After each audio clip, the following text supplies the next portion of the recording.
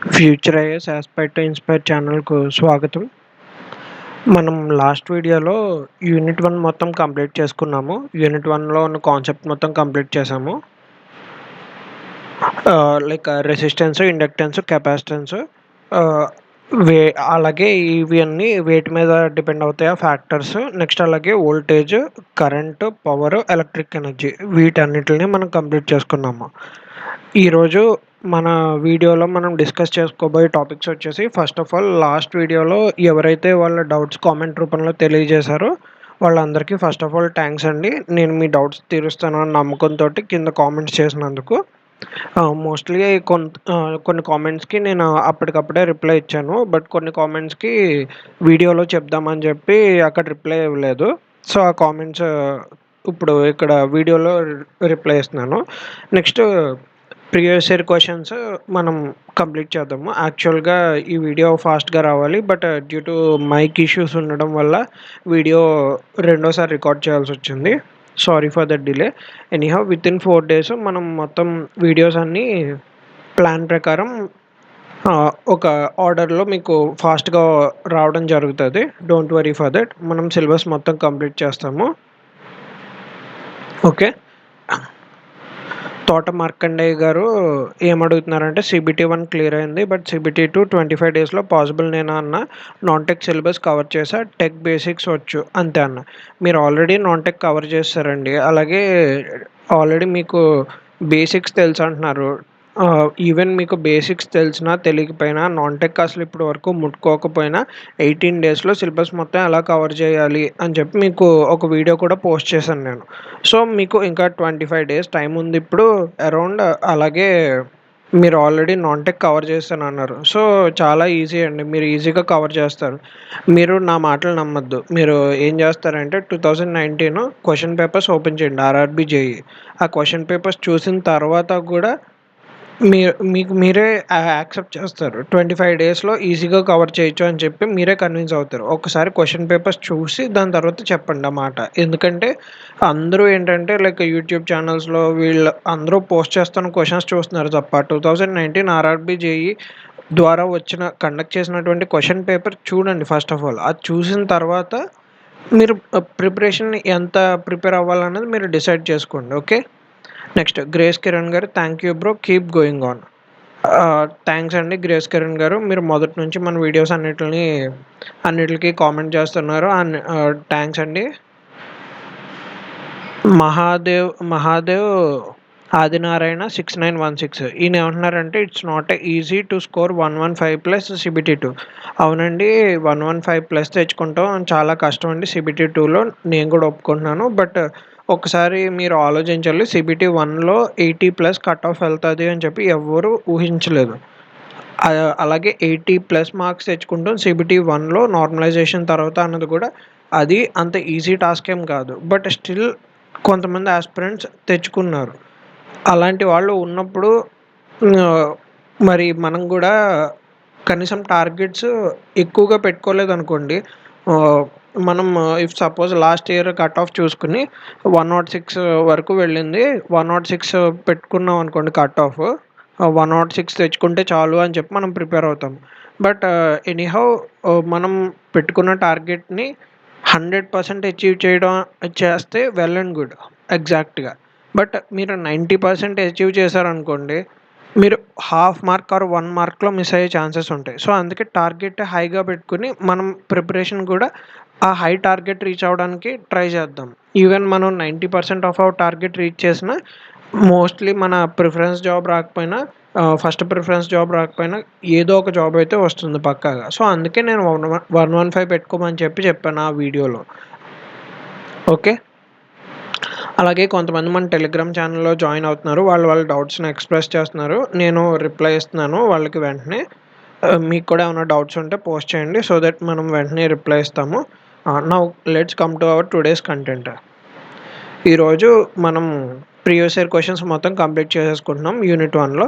First of all మీకు ఏం చెప్పాలనుకుంటున్నా అంటే మనం ప్రీవియస్ ఇయర్ క్వెషన్స్‌లో మెయిన్‌గా మనం కంప్లీట్ చేసుకోవాల్సినది RRB, JE 2019 question papers 2 sets ఉన్నాయి. ఆ 2 సెట్ క్వెషన్ పేపర్స్ మనం కంప్లీట్ చేస్తాం. దాని తర్వాత SSC, JE previous year questions complete చేస్తాం. ఎందుకు ఎస్ఎస్సి అండ్ ఆర్ఆర్బీ క్వశ్చన్సే ఎందుకు అంటే, ఫస్ట్ ఆఫ్ ఆల్ మనం ఆర్ఆర్బీ జేఈ ఎగ్జామ్ రాస్తున్నాం. ఆర్ఆర్బీ జేఈ ఎగ్జామ్కి మనం చెక్ చేసుకోవాల్సింది ఆర్ఆర్బీ జేఈ లాస్ట్ కండక్ట్ చేసిన ఎగ్జామ్ పేపర్. లాస్ట్ కండక్ట్ చేసింది 2019లోనే. సో ఆ క్వశ్చన్ పేపరే మన మెయిన్ ఫోకస్డ్ ఏరియా ఉండాలి. సో దాన్ని బేస్ చేసుకుని ఆ టైప్ ఆఫ్ క్వశ్చన్సే మనం ఎక్కువగా ప్రాక్టీస్ చేసుకోవాలి. సో అందుకే first RRB JEE 2019 question paper open చేసి దాంట్లో ఉన్న క్వశ్చన్స్ మనం సాల్వ్ చేయగలుగుతున్నామా లేదా అన్నది చెక్ చేసుకుందాం. దాని తర్వాత ఎస్ఎస్సి జేఈ క్వశ్చన్ పేపర్ ఎందుకు అంటున్నానంటే, ఎస్ఎస్సి జేఈ కూడా CBT type ఎగ్జామే.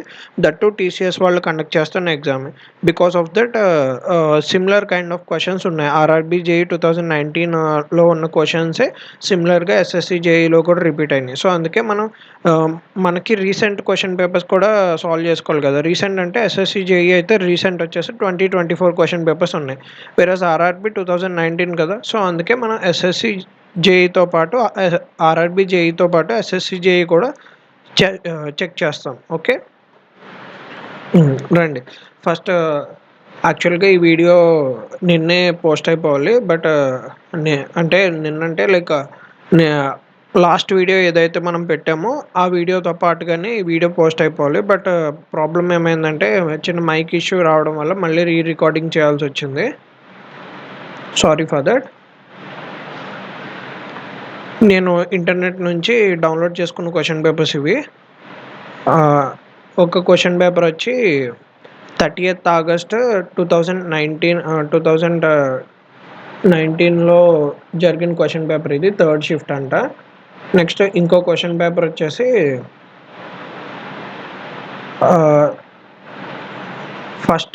First September first shift అంటే ఇది 2019లో. Okay, first August 30th question పేపర్లో మన యూనిట్ 1కి సంబంధించిన క్వశ్చన్స్ చూద్దాం. యాక్చువల్గా నేను క్వశ్చన్ పక్కన అది ఏ యూనిట్కి సంబంధించిందని చెప్పి మొత్తం నేను రాసేసుకున్నాను. సో దట్ మనం ఆ యూనిట్ కంప్లీట్ చేయగానే డైరెక్ట్ ఆ యూనిట్ క్వశ్చన్స్ చేసుకుంటే చాలు. మనం ఫస్ట్ యూనిట్కి సంబంధించిన క్వశ్చన్ ఇది.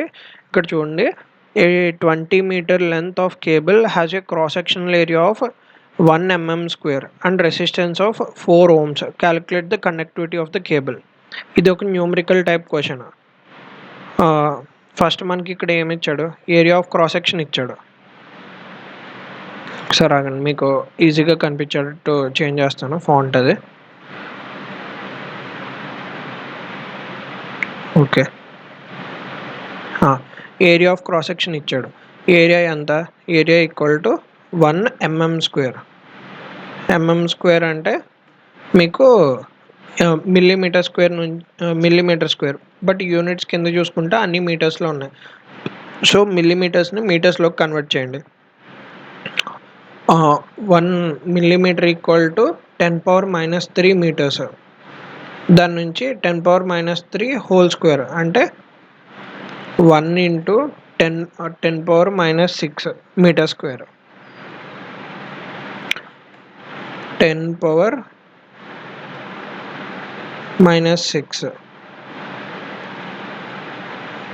Metre square area. Next and resistance of 4 ohms. Resistance ఎంత? R equal to 4 ohms. Next ఇంకేమి ఇచ్చాడు? 20 మీటర్ లెంత్ వచ్చేసి 20 మీటర్. ఇప్పుడు మనం కనుక్కోవాల్సింది ఏంటి? Calculate the conductivity. మీకు ఏం చెప్పాను? కండక్టివిటీ రెసిస్టివిటీ రెండు లాస్ట్లో సేమ్గా ఉన్నాయి కదా. సో రెసిస్టివిటీని ఇన్వర్స్ చేస్తే వచ్చేది కండక్టివిటీ, అంతేనా? దాని ప్రకారం మీరు కనుక చూసారనుకోండి, ఇప్పుడు మనకు ఫార్ములా ఏముంది? R equal to rho L by A. ఇదే కదా formula, R equal to rho L by A.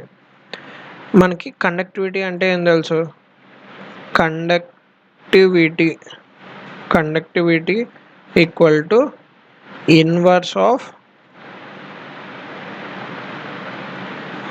Inverse of రోయే కదా.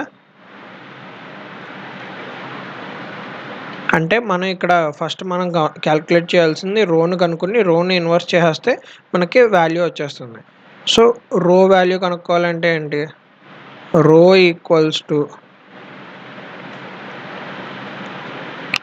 ఆర్ ఇంటూ ఏ బై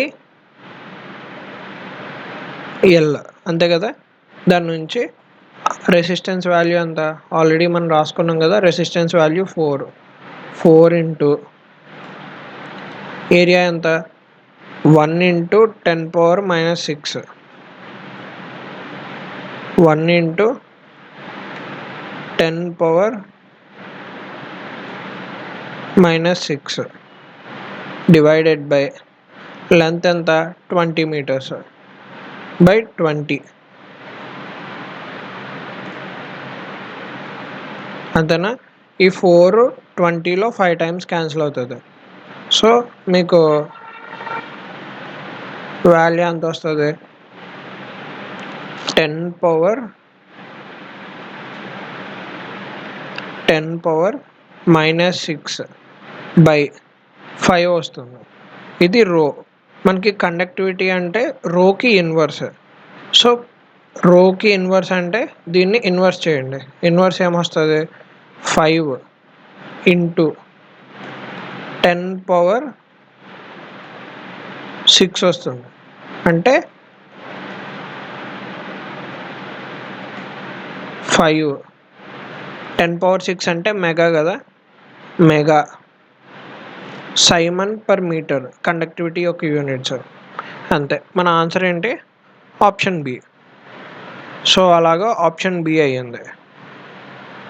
మనకు వచ్చిన ఆప్షన్ బి మనం సాల్వ్ చేస్తే. ఆన్సర్ కీలో కూడా బిఏ ఉంది కదా, అంతే కరెక్ట్ అయిపోయింది. చూసారా, మనం డిస్కస్ చేసుకున్న ఫార్ములాయే కదా ఇది, దాని నుంచే వచ్చింది కదా, అంతే. నెక్స్ట్ క్వశ్చన్కి వెళ్దాం. అంటే మీకు మ్యాథమెటికల్ బిట్స్ కొంత టైం పడతాయి, అంటే సమ్స్ ఉన్న బిట్స్. థియరీ బిట్స్ దగ్గర మీకు టైం సేవ్ అవుతుంది, ఈ సమ్స్ ఉన్న చోట కొంచెం టైం పడుతుంది, బట్ పర్లేదు.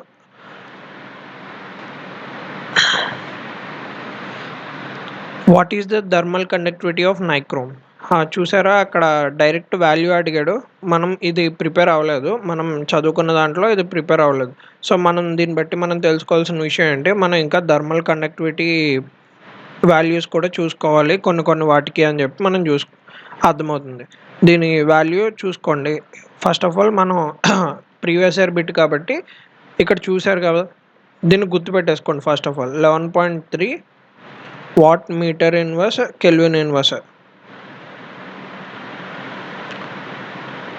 ఇది మనం కవర్ చేయలేదు, ఈ బిట్ క్వశ్చన్ నెంబర్ 13 కవర్ చేయలేదు మనం. మీకు చెప్పాను కదా, రెసిస్టివిటీ వాటి వాల్యూస్ కూడా గుర్తుపెట్టుకో లేకపోతే కనీసం ఆర్డర్ అన్నా గుర్తుపెట్టుకోమని. ఇక్కడ అంటే మీకు డైరెక్ట్ వాల్యూ ఇచ్చాడు కాబట్టి మీకు ఆన్సర్ తెలిస్తే పెడతారు, లేకపోతే లేదు. బట్ కొన్నిసార్లు ఏంటంటే ఆర్డర్లో అరేంజ్ చేయమంటాడు, అటువంటప్పుడు మీకు అవి ఉపయోగపడతాయి. ఈ క్వశ్చన్ నెంబర్ 13 మనం కవర్ చేయలేదు, గుర్తుపెట్టుకోండి. థర్మల్ కండక్టివిటీ ఆఫ్ నైక్రోమ్ 11.3 అని చెప్పి మీరు గుర్తుపెట్టుకోండి right now. Okay, next basics questions ఇంకేం కవర్ అయినాయో చూద్దాం. Question number 15. Dash is defined as Weber turns in one coil due to 1 ampere current in the other. ఇక్కడ ఏమంటున్నాడు, దేన్ని వెబర్ టర్న్స్ ఇన్ 1 కాయిల్, ఒక కాయిల్లో దేన్ని weber turns in 1 coil due to 1 ampere current in the other. ఇది theory bit. దీని answer coefficient of mutual inductance. అంటే ఇక్కడ ఏం చెప్పాడు, మీకు మ్యూచువల్ ఇండక్టెన్స్ అని నేను ఎలా చెప్పాను అంటే ఇక్కడ చూడండి. First of all defined as weber turns in 1 coil due to 1 ampere current in another coil. అంటే ఇంకొక కాయిల్లో వచ్చే కరెంట్ వల్ల ఇక్కడ వెబర్ టర్న్స్ అన్నది వచ్చింది. అది రావడానికి అంటే ఇంకొక కాయిల్‌లో ఉన్న కరెంట్ వల్ల ఇక్కడ కొంత ఇండక్టెన్స్ డెవలప్ అయింది. అలాంటి ఇండక్టెన్స్‌ని ఏమంటారు అని చెప్పి వాడు అడుగుతున్నాడు. వెబర్ టర్న్స్ అంటే ఇండక్టెన్స్ అనమాట. దీన్ని కోఎఫిషియంట్ ఆఫ్ మ్యూచువల్ ఇండక్టెన్స్. ఇండక్టెన్స్‌కి సంబంధించింది క్వెషను అని చెప్పి మీకు అర్థమవుతుంది కదా! మీరు ఆప్షన్స్ గనక చూసారనుకోండి, ఆప్షన్స్ చూసుకుంటే కోఎఫిషియంట్ ఆఫ్ ఇండక్టెన్స్‌కి సంబంధించిన ఆప్షన్ ఒక్కటే ఉంది. మొత్తం ఈ 4 ఇది టెంపరేచర్ కోఎఫిషియంట్ అన్నాడు. టెంపరేచర్ కోఎఫిషియంట్‌కి ఆంపియర్ టర్న్స్‌కి అసలు సంబంధమే లేదు. సో, ఈ option eliminated. Load coefficient. Load కోఎఫిషియంట్‌కి ఆంపియర్ టర్న్స్‌కి అసలు సంబంధమే లేదు. తీసేయండి. ఎనర్జీ ఎఫిషియెంట్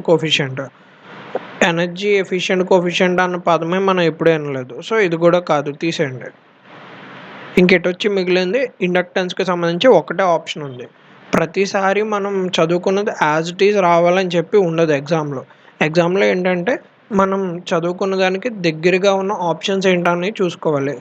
అప్పుడు ఎలిమినేట్ చేయాలన్నమాట. మిగిలిన అంటే మనకి ఇది అంటే కొంత రిస్క్ చెయ్యాలి తప్పదు ఎగ్జామ్‌లో. అప్పుడే మీకు ఎక్కువ కట్ ఆఫ్‌కి రీచ్ అయ్యే ఛాన్సెస్ ఉంటాయి. ఓకే. Next question number 24. అంటే నేను ముందే నోట్ చేసుకొని పెట్టుకున్నాను అనమాట. మీకు టైం వేస్ట్ కాకూడదు. ప్రతీదీ నేను చెక్ చేసుకుంటూ ఎందుకని. యూనిట్స్ అండ్ డైమెన్షన్స్‌లో చెప్పాను కదా మీకు. యూనిట్స్ అండ్ డైమెన్షన్స్ స్టార్టింగ్ ఒక టేబుల్ చూపించాను మీకు. అది దాంట్లో యూనిట్స్ ప్రిపేర్ అవ్వమన్నాను. అది ఇలాంటి క్వెషన్స్ వస్తున్నాయని చెప్పాను కదా! ఇంగోండి మీరు చెప్తే నమ్మరు గానీ ఇంత సింపుల్ క్వెషన్స్ కూడా వస్తాయి మనకి ఎగ్జామ్‌లో. What is the unit of illumination? Illumination unit ఏంటి? లుమెన్ పర్ మీటర్ స్క్వేర్ కదా! ఇల్యూమినేషను. లుమెన్ పర్ మీటర్ స్క్వేర్ లేదా లక్స్. ఇక్కడ హెన్రీ యూనిట్ దేనికి చెప్పండి ఫస్ట్ ఆఫ్ ఆల్. మనం మిగతా ఆప్షన్స్ కూడా చెప్పుకుందాం. హెన్రీ యూనిట్ దేనికి? హెన్రీ వచ్చేసి ఇండక్టెన్స్ ఎల్‌కి అంతేనా? నెక్స్ట్ డెసిబెల్ దేనికి? ఇది సౌండ్‌కి యూనిట్ డెసిబెల్స్ లేదా నాయిస్‌కి. కులుంబ్ అంటే ఇది దేనికి? ఇది ఛార్జ్‌కి యూనిట్ కులుంబ్. క్యూ. అలాగే లక్స్ దేనికి యూనిట్? ఇల్యూమినేషన్‌కి. సో, మన ఆప్షన్ వచ్చేసి బి అవుతది.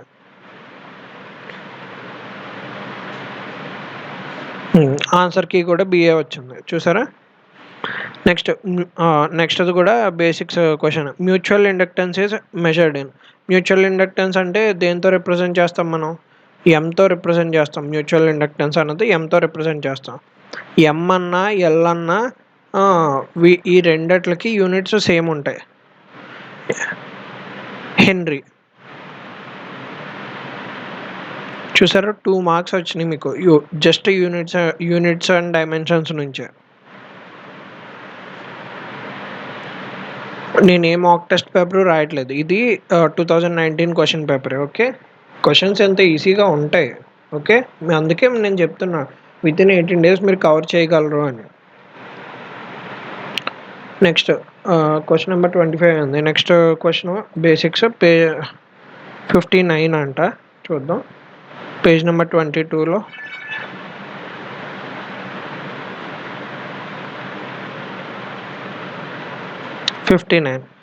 If one of the parallel resistors in any parallel circuit is removed from the circuit, then the total resistance is. అంటే ఇప్పుడు ఒక ప్యారలల్ సర్క్యూట్ ఉంది.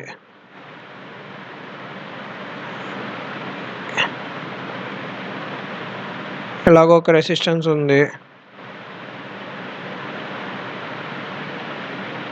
ఇలాగా ఒక రెసిస్టెన్స్ ఉందనుకుందాం. ఇప్పుడు ఇది 1 ఓము, ఇది 2 ఓమ్స్ అనుకుందాం. క్యాలిక్యులేషన్‌లు ఈజీగా ఉంటాయి. ఇది 2 ఓమ్స్ అనుకుందాం. ఇప్పుడు ఆర్ ఎఫెక్టివ్ ఎంత అవుతుంది?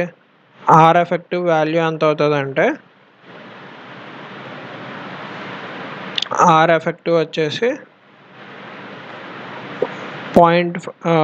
అదే 2 ఇంటూ 2 అదే 2 కదా. సో ఆటోమేటిక్గా 1 ఓమ్ అవుతుంది R effective. 1/R1 plus 1/R2 1/R effective equal to దాని నుంచి ఆర్ ఎఫెక్టివ్ 1 ఓమ్ వచ్చింది.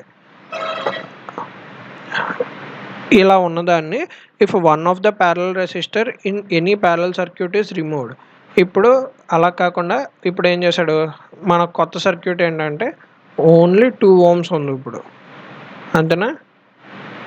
ఎందుకంటే ఒక రెసిస్టర్ తీసేయమన్నాడు. తీసేసాను. ఇప్పుడు ఉన్న ఆర్ ఎఫెక్టివ్ వాల్యూ ఎంత? ఇప్పుడు ఆర్ ఎఫెక్టివ్ వచ్చేసి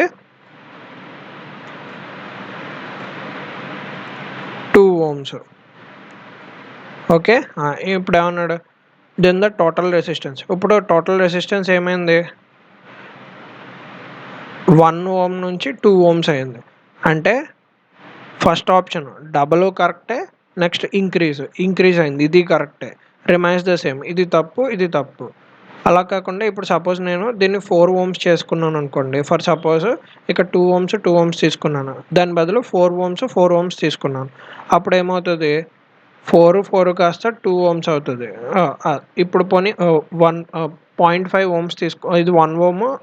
అలా కాదు కానీ ఇది ఎనీ ప్యారలల్ సర్క్యూట్ అన్నాడు కదా. ఓకే.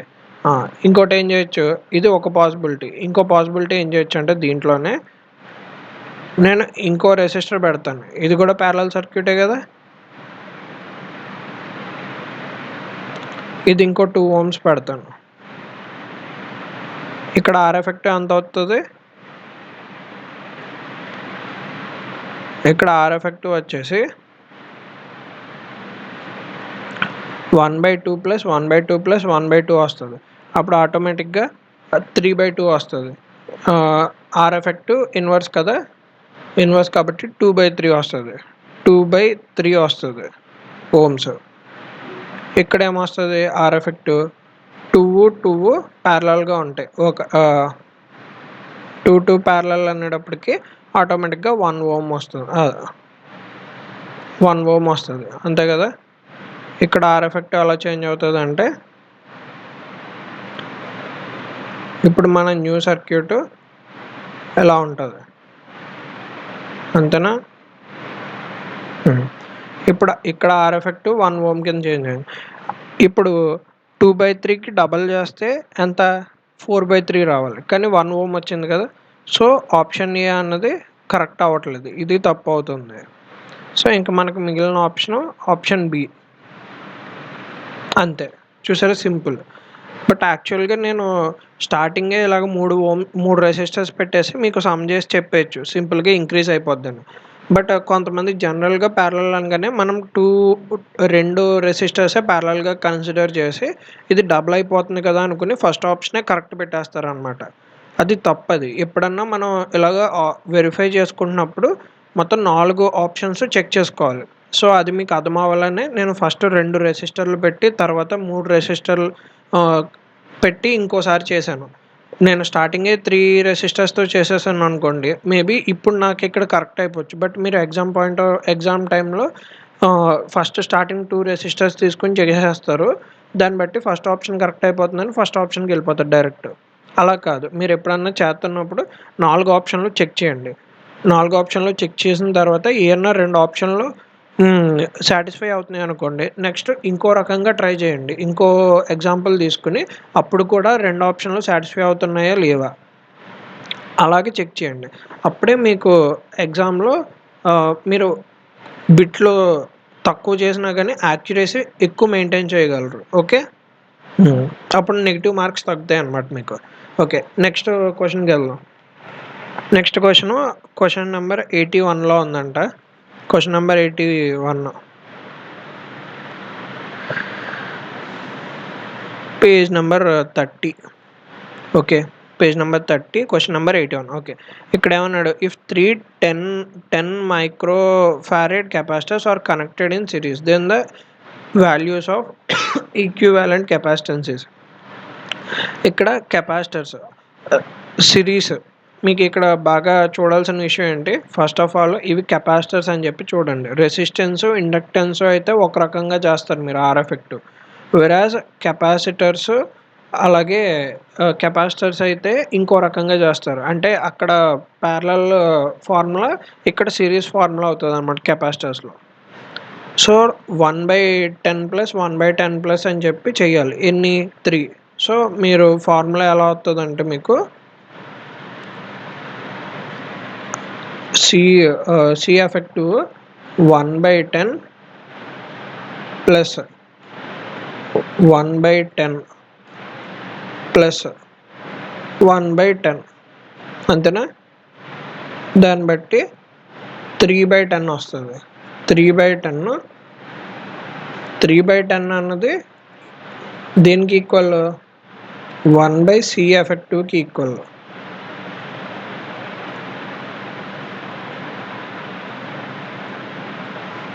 సి ఎఫెక్టివ్కి ఈక్వల్ అంతేనా? దీన్ని బట్టి సి ఎఫెక్టివ్ వాల్యూ అంత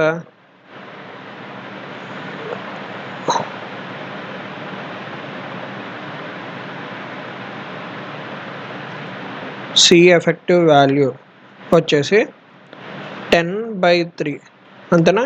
10/3 అంటే ఆటోమేటిక్గా మీకు ఎంత వస్తుంది? 3 3s are 9, 3.33 మొత్తం అన్ని మైక్రో ఫారెడ్ కాబట్టి అన్ని మైక్రో ఫారెడ్ యూనిట్స్ అంతేనా? ఇంకొండ అంతేనా? 3.33 వచ్చింది కదా. ఆన్సర్కి కూడా ఏ వచ్చింది చూసారా? అంతే simple. Next question number 99.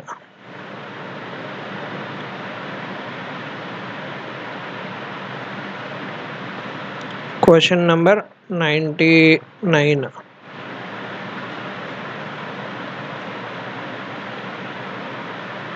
An electric stove consumes 5 megajoules of energy. మీకు ఆల్రెడీ చెప్పాను కన్వర్షన్స్లో మెగా అంటే ఏంటి ఇవన్నీ మీకు తెలియాలి అని. ఎందుకు చెప్పానో మీకు అర్థమైంది. ఇక్కడ చూసారా 5 మెగాజౌల్స్ అని చెప్పి వచ్చింది. Even 5 megajoules of energy from a 230 watts power supply when turned on for 60 minutes. Find the approximate power. Power అంటే కూడా ఇది కూడా మన ఫస్ట్ యూనిట్లోనే కదా మనం ఫార్ములా నేర్చుకున్నాం కదా పవర్ కనుక్కోవాలి. పవర్ ఫార్ములా ఏంటి? Power equal to energy by time అంతేనా? దీని నుంచి మనం పవర్ కనుక్కోమంటున్నాడు. ఇక్కడ ఆల్రెడీ ఎనర్జీ ఇచ్చాడు. ఎనర్జీ బై టైం చేస్తే సరిపోద్ది అంతేనా? ఇక్కడ 230 watts ఇచ్చాడు కానీ మనకు ఆ డేటాతో పెద్ద పనేం లేదు, ఎందుకంటే ఆల్రెడీ ఎనర్జీ ఇచ్చేసాడు కదా. 5 ×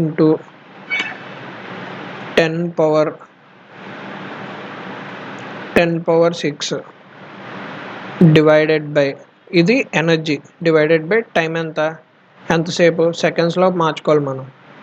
60 minutes టైం ఎప్పుడు సెకండ్స్లోనే మార్చుకోవాలి మనం. ఓకే 60 minutes అంటే 60 minutesని సెకండ్స్లోకి ఎలా మార్చాలి? 1 minute = 60 seconds కదా, కాబట్టి 60 × 60 అనమాట. మీరు ఇది క్యాన్సిల్ చేశారనుకోండి 5 12s are వస్తుంది. 5 12s are 60 అంటే 10⁻6 బై 5 12s are కింద 12 × 60. దీని నుంచి మీకు వాల్యూ ఏమొస్తుంది? 0 0 క్యాన్సిల్ అయిందనుకోండి పైన 10⁻5 ఉంటుంది. 10⁻5 డివైడెడ్ బై 12 × 6. దీన్ని మీరు సాల్వ్ చేయాలి. మనకి వర్చువల్ క్యాలిక్యులేటర్ ఉంటుంది ఎగ్జామ్లో వర్చువల్ క్యాలిక్యులేటర్ ఉంటుంది కాబట్టి వర్చువల్ క్యాలిక్యులేటర్లో మీరు కనుక క్యాలిక్యులేట్ చేశారనుకోండి దీని వాల్యూ ఎంత వస్తుంది అంటే 2 3 10⁻5 డివైడెడ్ బై 12 డివైడెడ్ బై 6. దీని వాల్యూ మీకు 1389 watts వస్తుంది. మీకు ఎగ్జామ్లో వర్చువల్ క్యాలిక్యులేటర్ ఉంటుంది. ఒకసారి నేను వర్చువల్ క్యాలిక్యులేటర్ కూడా ఆన్లైన్లో ఓపెన్ చేసి మీకు చూపిస్తాను, అంటే ఎలా యూస్ చేసుకోవాలి ఏంటన్నది. మళ్ళీ మీకు ఎగ్జామ్లో ఇబ్బంది అవుతుంది కదా, జస్ట్ నాకు ఒక్క 2 మినిట్స్ టైం ఇవ్వండి. నేను ఒకసారి వర్చువల్ క్యాలిక్యులేటర్ ఓపెన్ చేసి చూపిస్తాను మీకు. అంటే మళ్ళీ మీకు వాడటం రాకపోతే ఇబ్బంది అవుతుంది వర్చువల్ క్యాలిక్యులేటర్, అందుకని.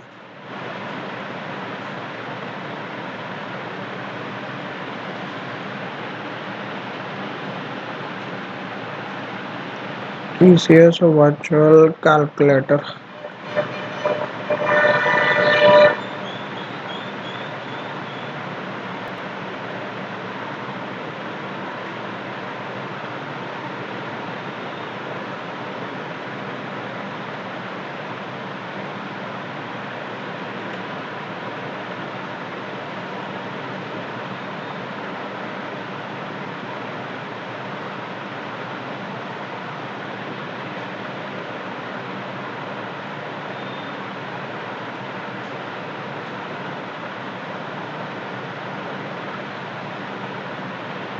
ఓకే, ఇది రావట్లేదు. మీకు నెక్స్ట్ క్లాస్లో పక్కాగా చూపిస్తాను వర్చువల్ క్యాలిక్యులేటర్ ఎలా వాడాలి ఏంటి అన్నది. Don't worry for that.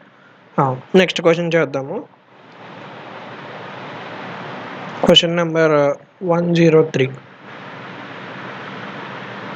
మీరు ఇక్కడ చూసుకుంటే మనకి 1389 వస్తుంది. దీన్ని క్యాలిక్యులేట్ చేస్తే మనకు ఆప్షన్ ఏ ఉంది 1389. ఈవెన్ ఆన్సర్ కీలో కూడా ఆప్షన్ ఏ ఉంది. సో కరెక్ట్, అంతే. నెక్స్ట్ క్వశ్చన్ నెంబర్ 103కి వెళ్దాం. The average value of the currents is dash divided by the number of currents. మీకు ఇది తెలియడానికి మీకు ఏ బేసిక్స్ తెలియక్కర్లేదు. జనరల్గా యావరేజ్ ఎలా క్యాలిక్యులేట్ చేస్తారు మీరు? ఇఫ్ సపోజ్ ఒక క్లాస్లో 10 మంది ఉన్నారనుకోండి, 10 మందికి 10 మంది హైట్లు యావరేజ్ చేయమన్నారు. ఏం చేస్తారు? 10 మంది హైట్లు వేసేసి పైన అన్ని హైట్లని యాడ్ చేసేసి డివైడెడ్ బై 10 వేస్తారు, అంతేనా? సేమ్ అలాగే కరెంట్ యావరేజ్ వాల్యూ ఏంటి అని అడిగాడు. ఏం చేస్తారు? కరెంట్ మొత్తం కరెంట్ అన్నిటిని యాడ్ చేసేసి divided by total number of currents, అంతేనా? చూసారా ఎంత సింపుల్ క్వశ్చన్స్ ఉన్నాయో? మీరే డిఫికల్ట్ క్వశ్చన్స్ అన్ని ప్రిపేర్ అయ్యి ఎగ్జామ్ని మీరే కాంప్లికేట్ చేసుకుంటున్నారు, అంతే. ఆర్ఆర్బి జేఈలో ఎప్పుడు సింపుల్ క్వశ్చన్సే ఉంటాయి. ఓకే, సో మీ ప్రిపరేషన్ అన్నీ బేసిక్స్ డీప్గా చదువుకుంటే చాలు. మీరు బాగా డెప్త్ కాన్సెప్ట్స్ అన్నీ నేర్చుకోక్కర్లేదు. బేసిక్స్ డీప్గా నేర్చుకోండి, చాలా అయిపోతుంది ఎగ్జామ్. ఓకే, 103 అయ్యింది క్వశ్చన్ నెంబర్ 103. నెక్స్ట్ 107. చూసారా, మనం ఒక్క యూనిటే చేసాం. ఒక్క యూనిట్ నుంచి ఇప్పటికి అరౌండ్ మొత్తం 11 క్వశ్చన్స్ ఉన్నాయి ఒక క్వశ్చన్ పేపర్లో. అంటే వాళ్ళు ఆర్డర్ కూడా బాగానే ఫాలో అవుతున్నారు కరెక్ట్గానే. Dash at a point is defined as the force experienced per unit positive charge at a point placed in the electric field. Dash at a point, ఒక పాయింట్ దగ్గర, is defined as the force experienced. ఫోర్స్ని experience చేసిందంటే ఏంటది? Positive unit charge.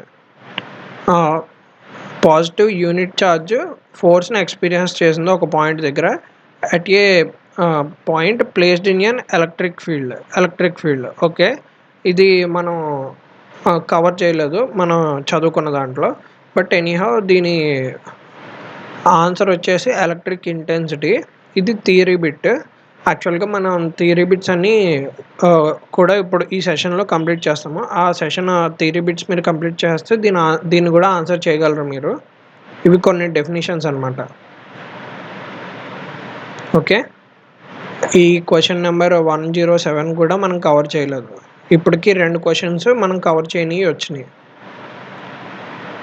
But మీరు అన్ని chapters complete చేస్తే ఈ questions మీరు సాల్వ్ చేసేయగలరు anyhow. Okay, next 136. Question number 136 చూద్దాం.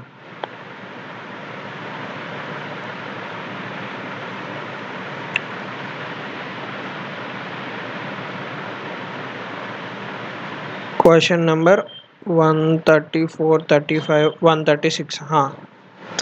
Why are batteries connected in ప్యారలల్లో జనరల్గా బ్యాటరీస్ని ఎందుకు కనెక్ట్ చేస్తామని అడుగుతున్నాడు. ఇటువంటి క్వశ్చన్స్కి ఏంటంటే మనం ముందుగా ప్రిపేర్ అయ్యి వెళ్ళలేము. ఉన్న ఆప్షన్స్ బట్టి మనం ఉన్న వాటిలో బెస్ట్ ఆప్షన్ ఏంటో చూస్ చేసుకోవాలి. ఇక్కడ ఫస్ట్ ఏమంటున్నాడు? టు ఇంక్రీజ్ ద ఎఫిషియన్సీ పెరుగుద్దా బ్యాటరీస్ని ప్యారలల్గా కనెక్ట్ చేస్తే? Next to increase the current capacity పెరుగుతుందా మా బ్యాటరీస్ని ప్యారలల్గా కనెక్ట్ చేస్తే. Next to increase the voltage rating పెంచడం కోసం అని చెప్పి అంటున్నాడు. యాక్చువల్గా వోల్టేజ్ రేటింగ్ పెరుగుతుంది ప్యారలల్గా కనెక్ట్ చేస్తే మొత్తం అదే వోల్టేజ్ ఉంటుంది కదా, సేమ్ వోల్టేజ్ అన్నిటికీ వెళ్తుంది కదా ప్యారలల్గా కనెక్ట్ చేస్తే. సో అలాంటప్పుడు వోల్టేజ్ రేటింగ్ అసలు ఎలా పెరుగుద్ది? సో ఆప్షన్ సి ఆటోమేటిక్గా రాంగ్ అయిపోయింది. Next to increase the life of batteries లైఫ్కి అసలు సంబంధం ఉంది. ప్యారలల్గా కనెక్ట్ చేసినా సిరీస్గా కనెక్ట్ చేసినా మీకు బ్యాటరీస్ లైఫ్లో చేంజ్ అన్నది ఉండదు. ఎందుకంటే దాని నుండి ఎంత అయితే పవర్ కన్జ్యూమ్ అవుద్దో ఆ పవర్ కన్జంప్షన్లో చేంజ్ అయితే ఉండదు కదా. సో బ్యాటరీ లైఫ్ పెంచడం అన్నది కూడా టోటల్లీ రాంగ్ స్టేట్మెంట్ ఇది. సో ఈ రెండు పక్కాగా రాంగ్ అని చెప్పి తెలిసిపోయింది. ఇప్పుడు ఈ రెండు చూడాలి మీరు. ప్యారలల్ కనెక్షన్లో కనెక్ట్ చేస్తే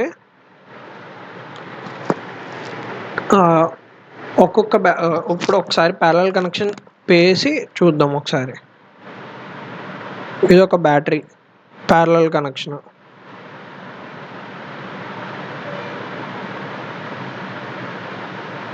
బ్యాటరీస్ అంటే ఏంటి? వోల్టేజ్ సోర్సెస్ బ్యాటరీస్ అంటే. ఓకే,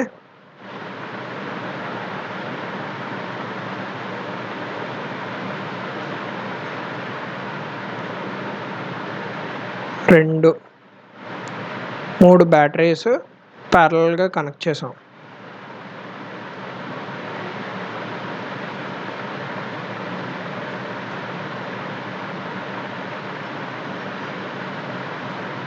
ఇక్కడ కరెంట్ ఐ వచ్చింది అనుకుందాం. ఇవన్నీ కలిపి ఒక లోడ్కి కనెక్ట్ చేసాం. సపోజ్ ఒక లోడ్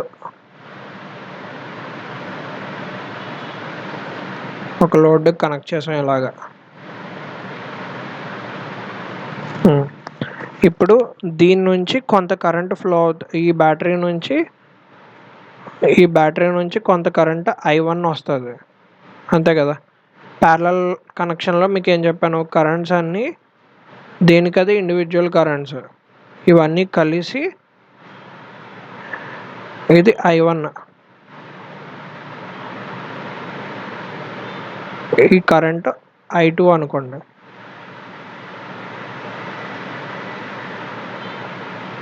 ఇక్కడ నుంచి కరెంట్ I3 ఫ్లో అయింది అనుకోండి.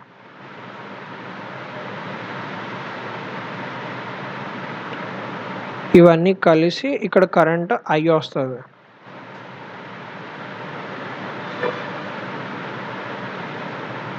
అంతేనా? కరెంట్ I వస్తుంది. సో మూడు కరెంట్స్ కలిసి ఇక్కడ కరెంట్ వెళ్తుంది. అంటే కరెంట్ కెపాసిటీ పెంచడానికే కదా. ఆబ్వియస్గా ఈ స్టేట్మెంట్ కరెక్ట్ అవుతుంది. ఎఫిషియన్సీ పెంచడం. ఎఫిషియన్సీ అంటే ఏంటి? ఎఫిషియన్సీ అంటే దీని నుంచి ఎంత పవర్ అయితే వస్తుందో అంత మొత్తం వచ్చిన పవర్ను మొత్తం లోడ్కి పంపడాన్ని, అంటే లాసెస్ తక్కువ లాసెస్ తోటి ఎక్కువ కరెంట్ని పంపితే తక్కువ లాసెస్ తోటి మ్యాక్సిమం పవర్ని కనుక డెలివరీ చేస్తే అప్పుడు ఎఫిషియన్సీ ఎక్కువ ఉంటుంది అని చెప్తాం మనం. ఇప్పుడు మీరు కనుక చూసుకున్నారనుకోండి, ఇక్కడ కరెంట్ ఎక్కువ వెళ్తుంది ఇలా కండక్ట్ చేస్తే. ఇలాగే ఎక్కువ కరెంట్ సెండ్ చేస్తున్నాము ఒక వైర్స్ ద్వారానే కదా నువ్వు సెండ్ చేసేది. సో ఆటోమేటిక్గా ఓమిక్ లాసెస్ అన్నది పెరిగిపోతాయి కదా, I2R లాసెస్ పెరిగిపోతాయి కదా. లాసెస్ అంటే కరెంట్ ఎక్కువ ఉంటే I2R లాసెస్ కూడా ఎక్కువ అయిపోతాయి. సో అలాంటప్పుడు లాసెస్ ఎక్కువ అవుతున్నప్పుడు ఎఫిషియన్సీ ఎలా పెరుగుద్ది? సో ఆప్షన్ ఏ కూడా ఎలిమినేట్ చేసేసుకోవచ్చు మనం. ఓకే, సో ఇంకా మనకు మిగిలిన ఆప్షన్ బి. సో మీరు కొన్నిసార్లు ఏంటంటే మనం చదివింది యాస్టీస్ రాదు, మనకు తెలిసిన నాలెడ్జ్ తోటి వాడు అసలు ఏమంటున్నాడు అని ఫస్ట్ ఆఫ్ ఆల్ ఇలా ఏమైనా సర్క్యూట్స్ వస్తే ఫస్ట్ గీసేసుకుని ఆలోచించండి ఈ 4 ఆప్షన్లో ఏది సెట్ అవుతుంది అని చెప్పి. ఓకే, నెక్స్ట్ క్వశ్చన్ నెంబర్ 136 అయిపోయింది కదా.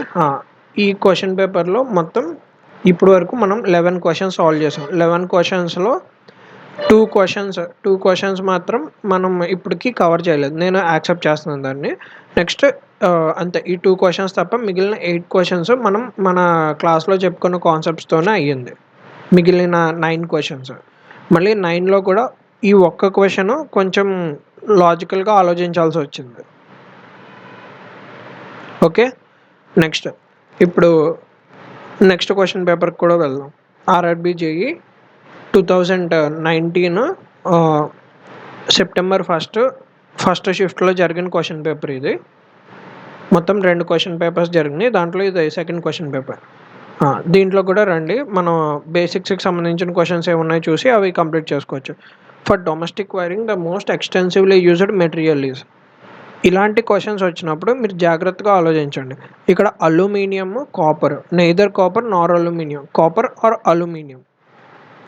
మీకు రెసిస్టివిటీ వాల్యూస్ చెప్తున్నప్పుడు మీకు ఒక స్టోరీ చెప్పాను. స్టోరీ అంటే స్టోరీ కాదు. జనరల్‌గా మీకు అన్నిట్ల గురించి యూజెస్ చెప్తూ మీకు చెప్పాను. అక్కడ ఏం చెప్పాను మీకు, అన్నిట్లికన్నా తక్కువ రెసిస్టివిటీ ఎలిమెంట్ సిల్వర్. బట్ సిల్వర్‌ని మనం వాడలేము. రీజన్ ఏంటంటే అది చాలా ఎక్స్‌పెన్సివ్. రెసిస్టివిటీ తక్కువ ఉండి తక్కువ ఉండడం వల్ల దానివల్ల లాసెస్ తక్కువ ఉంటది. మనకి మాక్సిమం అవుట్‌పుట్ వస్తది. బట్ సిల్వర్ బాగా కాస్ట్‌లీ. సో, అందుకని మనం సిల్వర్‌కి వెళ్ళట్లేదు. సిల్వర్ తర్వాత నెక్స్ట్ బెస్ట్ ఎలిమెంట్ వచ్చేసి మనకి కాపర్. కాపర్ అన్నది చాలా చీప్. సో, మోస్ట్‌లీ మనం వైరింగ్ అంతా కాపర్ వైరింగ్సే చేస్తాం మనం అని చెప్పాను మీకు. నెక్స్ట్ ఇంకోటేమన్నాను, నెక్స్ట్ బెస్ట్ గోల్డ్ అని చెప్పాను. గోల్డ్ ఇంకా ఎక్స్‌పెన్సివ్. సో, గోల్డ్ జోలికి అసలు వెళ్ళం మనం అని చెప్పాను.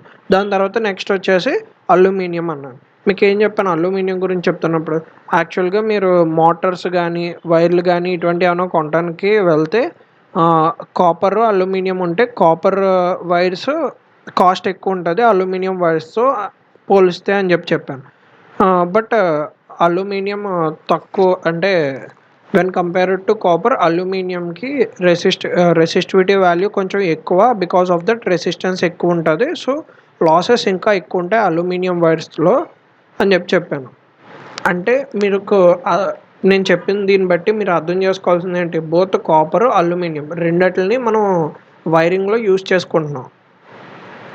బట్ యాక్చువల్‌గా అంటే దాని మీనింగ్ ఏంటి, రెండిటిని మనం యూజ్ చేస్తున్నాము. సో, ఇక్కడ బోత్ 2 ఉంటే 2 పెట్టాలి. లేదంటే కాపర్ పెట్టొచ్చు. లేదా కాపర్ ఆర్ అల్యూమినియం పెట్టొచ్చు. ఎందుకంటే ఇక్కడ మోస్ట్ ఎక్స్‌టెన్సివ్‌లీ అన్నాడు. సో, దీని ప్రకారం వైరింగ్‌లో మనం ఎక్కువగా యూజ్ చేసే మెటీరియల్ ఏంటి అన్నాడు. ఎక్కువగా యూజ్ చేసేది ఏది అంటే కాపర్ వాడతాము, అల్యూమినియం వాడతాము. So, option B, option D రెండిట్లో ఏదన్నా మీరు పెట్టుకోవచ్చు.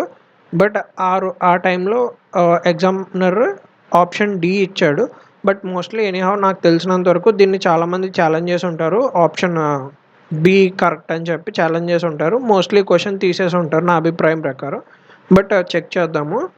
బట్ ఇలాగ వచ్చినప్పుడు ఎగ్జామ్‌లో మీకు కాపర్ ఆర్ అల్యూమినియం ఇలాగా అంటే 2 మెటీరియల్స్ 2 ఆప్షన్స్‌లో ఏదైనా కరెక్ట్ అనుకున్నప్పుడు 2 కలిపి ఏ ఆప్షన్ అయితే ఉందో దాన్నే ప్రిఫర్ చేసుకోండి ఎక్కువ. మోస్ట్ ఆఫ్ ద ఛాన్సెస్ ఇది కరెక్ట్ అవ్వడానికే ఎక్కువ స్కోప్ ఉంటుందన్నమాట.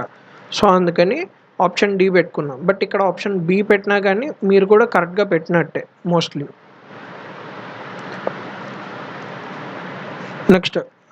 నెక్స్ట్ క్వెషన్ చూద్దాము బేసిక్స్. సో, నేను ఇక్కడ కన్క్లూజన్ ఏం చెప్తున్నానంటే మీరు ఆప్షన్ బి పెట్టినా, డి పెట్టినా ఈ క్వెషన్‌కి అయితే మోస్ట్‌లీ కరెక్ట్ అవుతది.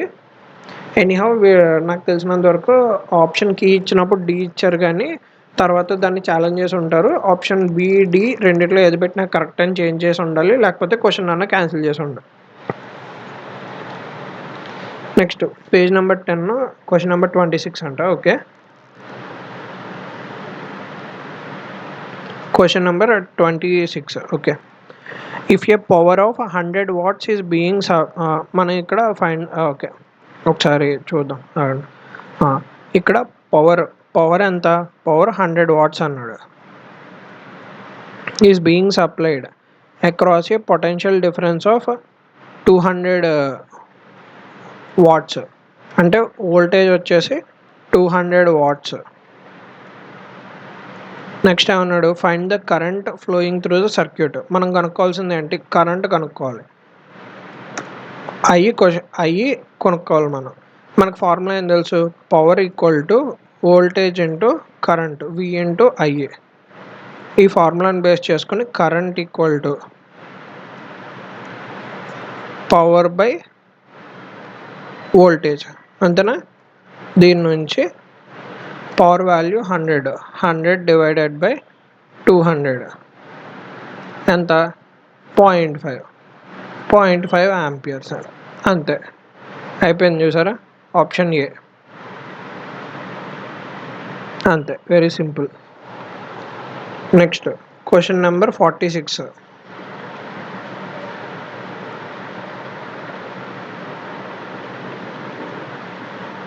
Thirty 40, 41, 42, 43, 45, 46. If a 100 watts bulb is on for 10 hours, then what will be the amount of electricity consumed? Okay, electricity consumed అంటే మీకు చెప్పాను, మీకు ఈ కాన్సెప్ట్ కూడా మీకు చెప్పాను క్లాసెస్ చెప్తున్నప్పుడు. ఏమని చెప్పాను, జనరల్గా మన ఎలక్ట్రిసిటీని యూనిట్స్లో మెజర్ చేసుకుంటాం మన ఇంట్లో. అది దాంట్లో 1 యూనిట్ అంటే 1 కిలో వాట్ అవర్. అంటే ఎనర్జీని కిలో వాట్ అవర్ కింద వస్తుంది. ఆ కిలో వాట్ అవర్ని మనం యూనిట్ అని చెప్పి 1 kilo watt hour equal to 1 unit. So because of that మనకి మన మీటర్ కనుక చూసుకుంటే ఇన్ని యూనిట్లు కాలిందని చెప్పి అంటారు అని చెప్పాను మీకు అది గుర్తుంటే ఈజీగా మీరు ఈ సమ్ చేసేస్తారు. అంటే ఇక్కడ సింపుల్ ఏం లేదు, ఇక్కడ ఎనర్జీ కనుక్కోవాలి మనం. Energy equal to power into time, ఇదేగా ఫార్ములా. నెక్స్ట్ దాని నుంచి పవర్ ఎంత, 100 వాట్స్, 100 ఇంటూ టైం ఎంత, మనకి ఇక్కడ యూనిట్ కిలో వాట్ అవర్ లేదా వాట్స్ కనుక్కున్నా పర్లేదు. వాట్స్ని కిలో వాట్ అవర్లోకి మార్చాలంటే ఇంటూ 10⁻³ చేస్తే చాలు. ఇక్కడ ఆప్షన్స్ చూసుకుంటే వాట్స్ ఉంది, కిలో వాట్ అవర్స్ ఉన్నాయి. ఓకే, యాక్చువల్గా మీరు ఈ సమ్ ఓకే, ఇక్కడ వాట్స్ పర్ అవర్ కూడా ఉంది కదా. ఓకే, ఇక్కడ మీరు సమ్ చేయకుండానే మీకు 2 ఆప్షన్స్ ఎలిమినేట్ అయిపోయినాయి. వాట్స్ అన్న unit power units. So option A తప్పు, ఆప్షన్ సి కూడా తప్పే. ఎందుకంటే మనం ఎలక్ట్రిసిటీ కన్జ్యూమ్డ్ అన్నది ఎనర్జీ. సో ఈ 2 తప్పు. నెక్స్ట్ మనకు మిగిలిన options option B, option D, అంతే. ఈ రెండిట్లో ఒకటే మన కరెక్ట్ ఆన్సర్ అవుద్ది. ఓకే, ఇప్పుడు మనం సమ్ చేద్దాం. ఈ రెండిట్లో ఏది కరెక్ట్ అన్నది తెలుసుకుందాం. ఓకే, పవర్ వచ్చేసి 100 వాట్స్ ఇంటూ టైం ఎంత, 10 అవర్స్.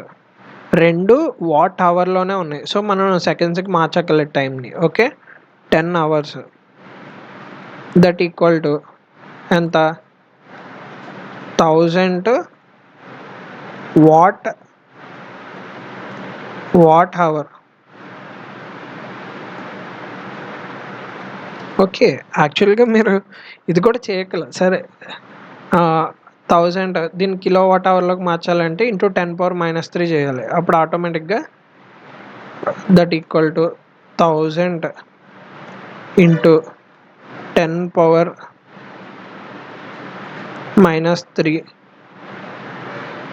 కిలో వాట్ అవర్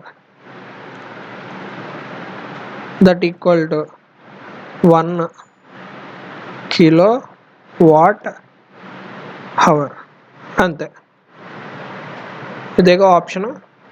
యాక్చువల్గా మీరు సరిగ్గా అబ్జర్వ్ చేస్తే మనం ఇక్కడ సమ్ కూడా చేయాల్సిన అవసరం లేదు. రీజన్ ఏంటంటే దీని యూనిట్స్ చూసుకున్నారనుకోండి, వాట్స్ పర్ అవర్ ఉంది, ఎనర్జీ యూనిట్స్ వాట్ అవరే ఉంటుంది.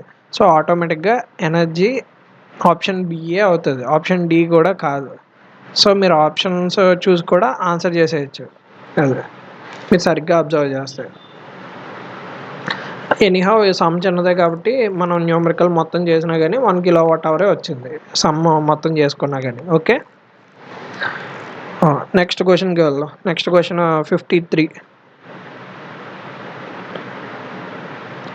53. Total opposition offered to the flow of current in AC circuit. AC సర్క్యూట్లో అపోజ్ ఫ్లో ఆఫ్ కరెంట్ని అపోజ్ చేసేదాన్ని ఏమంటారు అని చెప్పి మిమ్మల్ని అడిగాను. యాక్చువల్గా మనం రెసిస్టెన్స్ డెఫినేషన్ చెప్పినప్పుడు మీకు క్లియర్గా ఎక్స్ప్లెయిన్ చేశాను. ఫ్లో ఆఫ్ కరెంట్ని ఏదైతే అపోజ్ చేస్తుందో దాన్ని రెసిస్టెన్స్ అంటారు అని చెప్పాను. బట్ ఇక్కడ వాడు స్పెసిఫిక్గా ఏసీ సర్క్యూట్ కరెంట్ అని చెప్పాడు. మీరు ఇది సరిగ్గా చూడండి. ఇక్కడ ఏసీ సర్క్యూట్ అని చెప్పి వాడు స్పెసిఫై చేశాడు.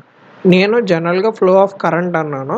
బట్ వాడు ఫ్లో ఆఫ్ ఏసీ సర్క్యూట్ అన్నాడు. అంటే వాడు సంథింగ్ ఏదో స్పెషల్గా ఎక్స్పెక్ట్ చేస్తున్నాడు మన దగ్గర నుంచి అని అర్థం చేసుకోండి.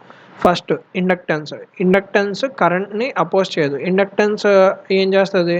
ఇండక్టెన్స్ నేచర్ ఏంటంటే సడన్ చేంజ్ ఇన్ వోల్టేజ్ని అపోజ్ చేస్తుంది. వేరే సడన్ చేంజ్ ఇన్ కరెంట్ని అబ్జర్వ్ చేసుకుంటుంది. ఓకే, వోల్టేజ్లో చేంజెస్ వస్తే దాన్ని అపోజ్ చేస్తుంది. Whereas capacitance sudden change in కరెంట్ని అపోజ్ చేస్తుంది. Whereas sudden change in voltages వస్తే దాన్ని అబ్జర్వ్ చేసుకుంటుంది. సో ఈ రెండు కాదు. రెసిస్టెన్స్ అంటే జనరల్గా ఏసీ సర్క్యూట్ అనే అవ్వక్కర్లేదు. ఏ కరెంట్ అన్నా జనరల్గా కరెంట్ని కనుక అపోజ్ చేస్తే దాన్ని రెసిస్టెన్స్ అంటాం. బట్ వీడు స్పెసిఫిక్గా ఏసీ సర్క్యూట్ కరెంట్ అన్నాడు.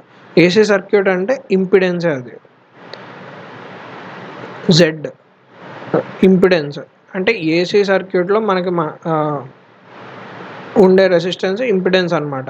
ఓకే, సో ఆప్షన్ సి ఇది కరెక్ట్. యాక్చువల్గా మీరు ఆప్షన్ బి, ఆప్షన్ సిలో కన్ఫ్యూజ్ అవుతారు. మీరు జాగ్రత్తగా, అందుకే 4 ఆప్షన్స్ చూడమంటున్నాను మిమ్మల్ని. 4 ఆప్షన్స్ చూడకుండా మీరు ఆన్సర్ చేశారా ఆప్షన్ బి పెట్టేస్తారు. సరిగ్గా చూడండి, ఇక్కడ ఏసీ సర్క్యూట్ అని ఇచ్చాడు. సో ఇంపిడెన్స్ అని చెప్పి మీకు అప్పుడు అర్థమవుతుంది. ఓకే, నెక్స్ట్ వచ్చేసి ఇది క్వశ్చన్ నెంబర్ 53 అయింది కదా. Next question number 75.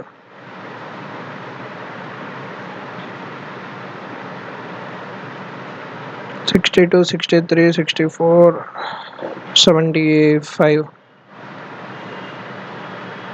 Okay, 75. The EMF induced in a coil due to the change of its own flux linked with it is called. EMF change అయిందంట కాయిల్లో. ఎందుకు? ఓన్ ఫ్లక్స్ వల్ల. దాని own flux వల్ల EMF కనుక change అయితే అప్పుడు అంటే సెల్ఫ్ ఇండ్యూస్డ్ ఈఎంఎఫే కదా వచ్చేది. అంటే own coil, option B, own flux వల్ల జరిగింది కాబట్టి. అలా కాకుండా అనదర్ కాయిల్, మనం ప్రీవియస్ లాస్ట్ దాని ముందు షిఫ్ట్ పేపర్ కనుక చూసుకుంటే సేమ్ సిమిలర్ బిట్ వచ్చింది. అక్కడ ఏంటంటే